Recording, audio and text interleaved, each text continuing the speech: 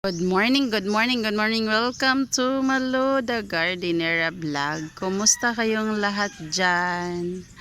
So, for today's video ay ipakita ko sa inyo yung mga orchid o mukara at saka banda ko na nag-open na ang kanilang may mga flower na sila. So, yun. So, dito, ginaganyan lang pagtanim sila. So, ito sila mga inalagaan ko. Ayan. Tapos ito yung kanilang pagtatanim or sa way ko sa pagtatanim sa kanila. Nakahiga yung driftwood na kaimito o star apple. Yung kanilang mga ugat ay nasa lupa or above the ground lang. So yun. So ito yun ay mukaras. So, ito yun first bloom niya. Magto 2 months na po ito sila since tinanim ko dito. So, mayroon na silang mga bagong ugat. Ang iba merong spike. Ang ito naman siya ay yung bumakad la ang kanyang flower, nag-bloom na siya. So, ayan. So, color yellow. Ito yung ID niya. Ay, wala na yung ID. Parang wala na, na-erase pala. Ayan. Yan siya, 3 na lang kasi palaging umuulan dito sa amin ng mga nakaraang araw, kaya yung kanilang mga bulaklak hindi talaga kumpleto pag magbukadkad na or magbloom na kasi kinakain niya ng maliliit na uod. Yan, hindi ko lang nakita. Yan, 3 na lang ang natira. Ayan ang kulay niya.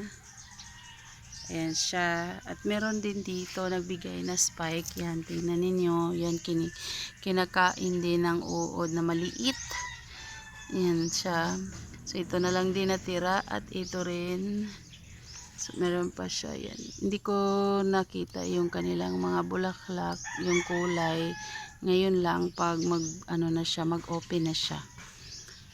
Yan sila. So, ganito lang pagtanim ko ng aking mukara na inaalagaan. Ayan. So, no, walang net siya. Walang net siya. Buhay na yan at meron na yung mga bagong ugat. Pulsan po siya. At dito rin sa aking belchos ay meron din siyang nag-open na isa. Yan, bagong-bago yan. Yan, napakaganda. Belchus banda siya. Isa lang din ang natira dahil lang yung iba kinain na nga din ng uod dahil palaging umuulan. Hindi natin maiwasan pag palaging umuulan. Meron talagang mga uod na kumakain sa kanilang mga bulaklak. So, ito lang yung natira. First flower niya yan. Ayan, kulay pink or light pink or light violet. Ayan, iwan kung anong talagang kulay niya. So yun, so ganito lang din pagtanim. Ayan, tingnan niyo. Ayan siya. Ayan. So, first time niyang namulaklak. Napakaganda.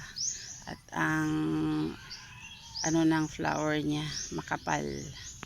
At dito, meron din akong namulaklak na Dendrobium orchids. Yan, napakaganda din. Cute siya. Yan. Ayan, pink.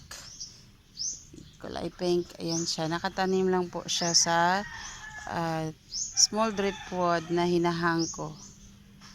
Ayan, nilagyan ko siya ng bunot, ng bagong bunot kasi parang lumalabas na yung kanyang mga ugat. So, yan, nilagyan ko siya, dinagdagan ko siya ng kokohas o bunot.